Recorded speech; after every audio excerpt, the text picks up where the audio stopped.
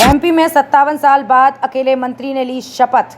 रामनिवास 31 साल बाद बने मंत्री, कमलेश शाह को मौका क्यों नहीं मिला।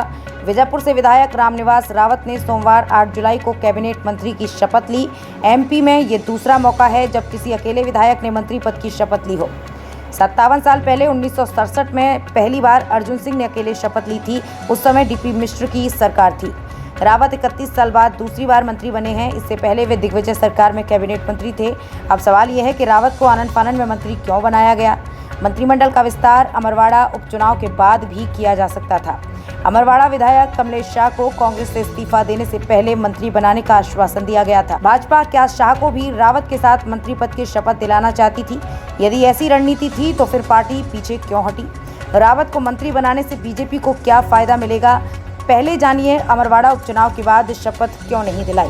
मोहन सरकार के पहले मंत्रिमंडल विस्तार में 2 लोगों को मंत्री बनाए जाने की संभावना जताई जा रही थी, रामनिवास रावत और अमरवाड़ा से चुनाव लड़ रहे कमलेश शाह।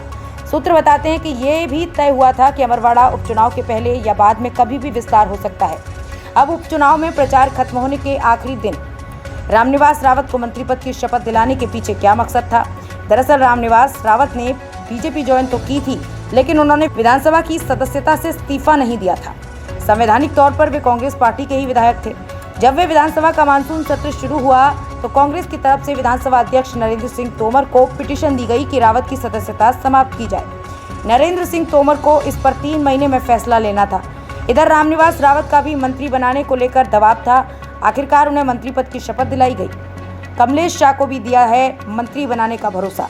बीजेपी ने अमरवाड़ा से चुनाव लड़ रहे कमलेश शाह से भी मंत्री पद देने का कमिटमेंट किया गया है। रावत को मंत्रिमंडल में शामिल करने की खबर के साथ कमलेश शाह को मंत्री बनाए जाने की चर्चा एक दिन पहले शुरू हो गई थी। देर शाम तक ये चर्चा चलती रही। बाद में खबर मिली कि शाह को मंत्री नहीं बनाया जाएगा। बीजेपी नेताओं की तरफ से कहा गया कि विधि विशेषज्ञों से परामर्श के बाद शाह को मंत्री बनाने का फैसला टाल दिया है। जानकार कहते हैं कि शाह को मंत्री बनाने में कोई संवैधानिक अड़चन नहीं थी।